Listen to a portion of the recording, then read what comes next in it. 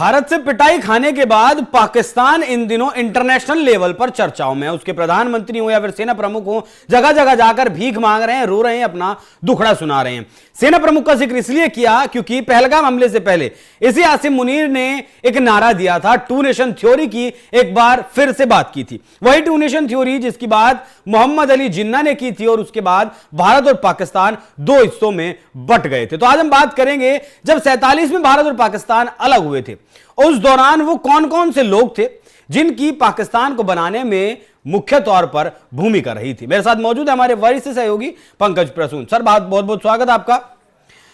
शुरुआत अगर चौधरी रहमत अली से करें, क्या कुछ इनका योगदान रहा, कैसे शुरुआत हुई पाकिस्तान बनने की? अभिषेक, जिन लोगों ने पाकिस्तान बनाया उनका क्या हुआ ये जानना बेहद दिलचस्प है, और जब तक ये जानेंगे नहीं तब तक पाकिस्तान का क्या होगा ये नहीं जानेंगे। ठीक है। तो जिन लोगों ने पाकिस्तान बनाया उसमें सबसे पहला नाम है चौधरी रहमत अली। ये आदमी भारतीय पंजाब के गुज्जर खानदान में पैदा हुआ था, लेकिन बाद में इस्लाम धर्म अपना लिया पूरे परिवार के साथ और कैम्ब्रिज यूनिवर्सिटी पढ़ने चला गया। 1931 में कैम्ब्रिज यूनिवर्सिटी में इसने एक लेख लिखा और उसमें पहली बार पाकिस्तान शब्द का जिक्र हुआ। उस लेख में इसने लिखा कि भारत के मुसलमानों को एक अलग देश बनाना चाहिए जिसका नाम पाकिस्तान होना चाहिए, और जब अलग देश रहेगा तभी मुसलमानों को हक मिल सकेगा। बाद में पाकिस्तान बना। चौधरी रहमत अली लंदन छोड़कर पाकिस्तान चले आए। अब जब पाकिस्तान आए चौधरी रहमत अली, तो इन्होंने देखा कि पंजाब में और खास करके पाकिस्तान के अलग अलग हिस्सों में सिखों और हिंदुओं को जानबूझकर उनका नरसंहार कराया जा रहा है, और सबसे बड़ी बात कि उस नरसंहार को करने में सरकार की भूमिका है। अच्छा। अब चौधरी रहमत अली ने पाकिस्तान आने के बाद फिर एक लेख लिखा, और उस लेख में यह लिखा कि पाकिस्तानी सरकार को और फौज को कम से कम यह काम नहीं करना चाहिए। अब उनके इस लेख का असर यह हुआ कि इनको उठा के उस लेख लिखने के 14 दिनों बाद जेल में डाल दिया गया, और इनकी सारी प्रॉपर्टी सीज कर ली गई जो पाकिस्तान में थी। अच्छा। बाद में जब पाकिस्तान के पहले प्रधानमंत्री लियाकत अली ने इन्हें जेल से छोड़ा तो इस शर्त पे कि तुम्हें पाकिस्तान से तड़ीपार किया जाता है। जब ये पाकिस्तान से तड़ीपार किए गए तो ये वापस लंदन जा रहे थे, और इनके पास एक कपड़े का थैला था सिर्फ, उसके अलावा कोई प्रॉपर्टी नहीं। जब लंदन जाने के लिए रास्ते का खर्च और जहाज का किराया पता इन्होंने किससे मांगा? किससे? अपने एक हिंदू दोस्त से। उस हिंदू ने इन्हें पैसे दिए, रास्ते का खर्चा दिया और किराया करवाया, तब ये वापस लंदन पहुंच सके। लंदन आने के बाद ये गुमनामी में जीते रहे और अंत में एरिया रगड़ रगड़ कर ये लिखते लिखते मर गए कि पाकिस्तान मेरी सबसे बड़ी भूल थी। ये पहला शख्स है। दूसरे शख्स जिन्होंने पाकिस्तान बनाया आप सब जानते हैं, मोहम्मद अली जिन्ना। मोहम्मद अली जिन्ना के बारे में हर किसी को पता है कि बहुत बैरिस्टर थे और बड़े, और बहुत लाइफस्टाइल उनका बहुत लग्जूरियस था। अंग्रेजों की फूट डालो और राज करो की नीति के चलते उन्होंने पाकिस्तान तो बनवा दिया, लेकिन पाकिस्तान बनने के बाद जिन्ना का क्या हुआ? जैसे ही पाकिस्तान बना 4 से 6 महीने बाद पाकिस्तान के लोगों को पता चल गया कि मोहम्मद अली जिन्ना सुअर खाते हैं। वहां के लोगों को पता चल गया कि ये शराब पीते हैं और सिगरेट पीते हैं। अब पाकिस्तान के कट्टरपंथी मौलानाओं ने इस्लाम से खारिज कर दिया मोहम्मद अली जिन्ना को, और ये टीबी के मरीज थे, किडनी के मरीज थे। हुआ ये कि पाकिस्तान में तेजी से ये खबर फैल रही थी कि ये आदमी कभी हज को नहीं गया, कभी नमाज नहीं पढ़ता, ये शराब पीता है, सुअर का गोश्त खाता है, ये सिगरेट पीता है। ये बदनाम तेजी से होने लगे, और उसी बदनामी के साथ साथ बीमारी भी इनकी बढ़ने लगी, किडनी और शुगर की। बाद में क्या हुआ कि एक दिन ये इनकी तबीयत बड़ी जोरों से खराब हुई। क्वेटा में थे उस वक्त ये पाकिस्तान के। क्वेटा में तबीयत बिगड़ी, कराची एयरपोर्ट लाया गया। कराची एयरपोर्ट के बाहर एक एम्बुलेंस खड़ी थी जिसमें जिन्ना को ले जाया जाना था। जिन्ना को लिटाया नहीं गया, उस एम्बुलेंस में बैठने की व्यवस्था थी। अच्छा। और वो एम्बुलेंस चलती है, और वो एक रेगिस्तान बियाबान में वो एम्बुलेंस जाके खराब हो जाती है। कई घंटे वो एम्बुलेंस खराब रही, किसी तरह की कोई मदद नहीं पहुंची। तड़पते तड़पते जिन्ना कोमा में चले गए, और जब तक उन्हें अस्पताल लाया जाता तब तक उनकी मौत हो चुकी थी। एड़ियां रगड़ रगड़ के उस पर तड़प तड़प के मरे ये पाकिस्तान में। बाद में इनकी बहन फातिमा जिन्ना ने एक बड़ी अच्छी बात कही थी कि कायदे आजम को बड़े कायदे से हटाया। ये मोहम्मद अली जिन्ना। अब आ जाइए तीसरा कैरेक्टर जिन्होंने पाकिस्तान में था, फातिमा जिन्ना, मोहम्मद अली जिन्ना की बहन। हां, जैसे ही मोहम्मद अली जिन्ना ने पाकिस्तान बनाया 2 से 3 महीने में जिन्ना के परिवार को पता चल गया था कि उसने एक बवासीर बनाया है जो कि कभी भी फटेगा। तो मोहम्मद अली जिन्ना का पूरा परिवार, उनकी पत्नी और बच्चे वापस आ गए मुंबई। और पीलू मोदी यहां एक बिजनेसमैन थे, उनके संरक्षण में रहने लगे। जिन्ना की मौत के बाद फातिमा जिन्ना राजनीति में आई। लेकिन कहानी एक में थोड़ा सा ट्विस्ट है। फातिमा जिन्ना पाकिस्तान में ही रह गई, लेकिन फातिमा जिन्ना कोलकाता के मेडिकल कॉलेज से डेंटल सर्जन थी। और पाकिस्तान में बड़ी तेजी से यह खबर फैलने लगी कि फातिमा जिन्ना के संबंध एक हिंदू उद्योगपति से हैं, अवैध संबंध। फातिमा जिन्ना की रहस्यमय परिस्थितियों में मौत हो गई 1967 में। और मौत की कहानी और ज्यादा दिलचस्प है। कहानी यह है कि आरोप था कि पंजाबी फोर्स ने फातिमा जिन्ना की हत्या की, और जब इनका अंतिम संस्कार के लिए जब इनका जनाजा जा रहा था तो इनके शव को सड़क पे पटक दिया गया। और इनके शव को सड़क पर पटकने के कारण फातिमा जिन्ना के समर्थक गुस्से में आ गए और फिर पुलिस फायरिंग हुई। और फातिमा जिन्ना के अंतिम संस्कार में इनकी लाश सड़क पे पड़ी रही और 100 के करीब लोग मारे गए। ये तीसरे कैरेक्टर हैं जिन्होंने बनाया। अब और सोचिए, सुनिए, लियाकत अली, पाकिस्तान के पहले प्रधानमंत्री। लियाकत अली को जिन्ना का दाहिना हाथ कहा जाता था। ये अलीगढ़ मुस्लिम यूनिवर्सिटी जो उत्तर प्रदेश वाला है, यहीं से ये पढ़े लिखे थे और पाकिस्तान के पहले प्रधानमंत्री बनाए गए।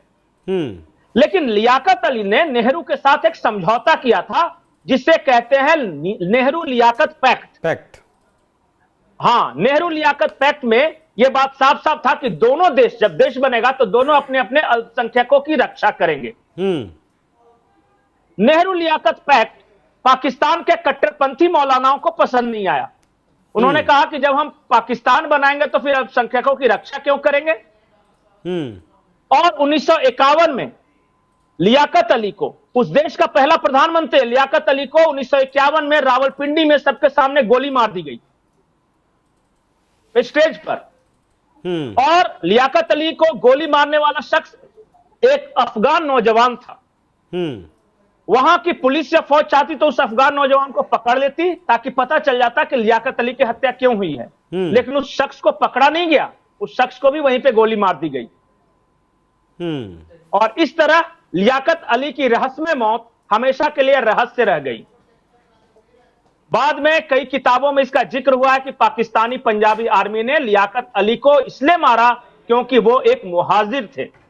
मुहाजिर मतलब भारत से पाकिस्तान में गया हुआ मुसलमान, जिसको वहां के पंजाबी मुसलमानों ने कभी स्वीकार नहीं किया। अब सबसे इंटरेस्टिंग कैरेक्टर जिन्होंने पाकिस्तान बनाया, हुसैन सोहरावर्दी। ये नाम जैसे ही आप सुनेंगे ना तो आपको डायरेक्ट एक्शन डे याद आएगा, बंगाल में। ये हुसैन सोहरावर्दी पूर्वी पाकिस्तान यानी आज का बांग्लादेश का रहने वाला। डायरेक्ट एक्शन डे पे इसने 3 लाख हिंदुओं की हत्या करवाई थी, 3 लाख। लेकिन जब पाकिस्तान बना तो हुसैन सोहरावर्दी पाकिस्तान चला गया और यह पाकिस्तान का 5वां प्रधानमंत्री बना। लेकिन 5वां प्रधानमंत्री रहते हुए इसने एक विधेयक पेश किया और उस विधेयक के तहत उर्दू के साथ साथ बंगाली को भी पाकिस्तान के राष्ट्रभाषा का दर्जा देने की बात थी। ठीक है। यह बात वहां के कट्टरपंथियों को और पाकिस्तान के मुसलमानों को इतनी नागवार गुजरी कि सेना ने विद्रोह कर दिया इसके खिलाफ। इसका तख्ता पलट हो गया। यह सिर्फ 13 महीने प्रधानमंत्री रह सका और हुसैन सोहरावर्दी को पाकिस्तान से निष्कासित कर दिया गया तड़ीपार। यह पाकिस्तान से भागकर लेबनान गया और गुमनामी में वहां पे यह भी एड़ियां रगड़ रगड़ कर मर गया और अंतिम दिनों में इसने लिखा कि पाकिस्तान दुनिया की सबसे बड़ी भूल है। यह लेबनान में यह लिखकर मरा है। कुछ ये सब तो बहुत प्रमुख कैरेक्टर थे जो कि प्रधानमंत्री बने, जिन्ना, लियाकत अली, एक था बैरिस्टर सोहरावर्दी। अब दो कैरेक्टर का और, जिसके बिना पाकिस्तान का निर्माण अधूरा रहता। एक थे बैरिस्टर मोहम्मद जफरुल्लाह खान। जफरुल्लाह खान अहमदिया थे और ये पाकिस्तान के पहले विदेश मंत्री बनाए गए। लेकिन पाकिस्तान बनने के साथ ही वहां के कट्टरपंथी मौलानाओं ने यह घोषणा कर दी कि अहमदिया मुसलमान है ही नहीं। अच्छा। और इसे विदेश मंत्री बनाया गया था।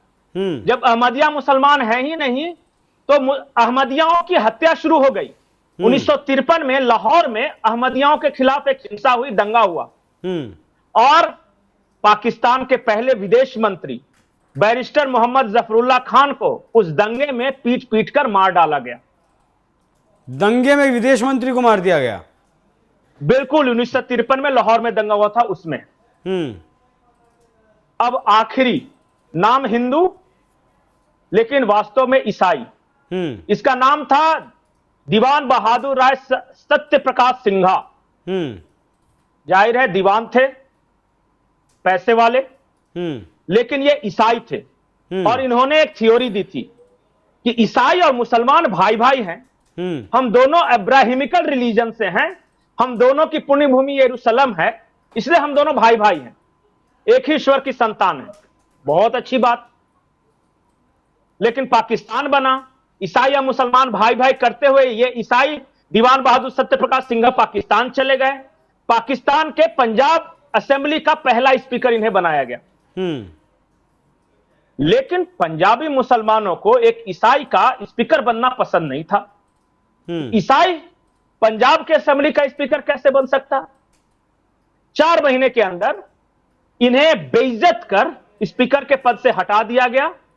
बाद में इनकी संपत्ति लूट ली गई, इनके कपड़े फाड़ डाले गए और दीवान बहादुर सत्यप्रकाश सिंघा लाहौर की गलियों में पागल बनकर भिखारी की तरह दर दर की ठोकरें खाते हुए मरे और इनकी लाश अंत में लावारिस लाश की तरह दफनाई गई। ये थे पाकिस्तान बनाने वाले 7 बड़े आदमी और उनका अंजाम। पाकिस्तान में जब भी कोई सत्ता के शीर्ष पर पहुंचा है तो या तो उसे फांसी दी गई है या गोली मारी गई है या देश छोड़ के भाग गया है। अब तक कोई तीसरा उदाहरण नहीं है। अच्छा, एक ये तो बात हो गई पुरानी। ताजा मामला अगर मैं आपके सामने रखूं, आसिम मुनीर का क्या होगा? आसिम मुनीर की या तो हत्या होगी या वो देश छोड़कर भागेगा। मैं आज आपको स्टैम्प पेपर पर लिखकर देने के लिए तैयार हूं। या तो वो पाकिस्तान में नहीं रहेगा और पाकिस्तान में रह गया तो उसे मार डाला जाएगा। पाकिस्तान का इतिहास देखिए ना, एक भी आर्मी चीफ आज पाकिस्तान में है।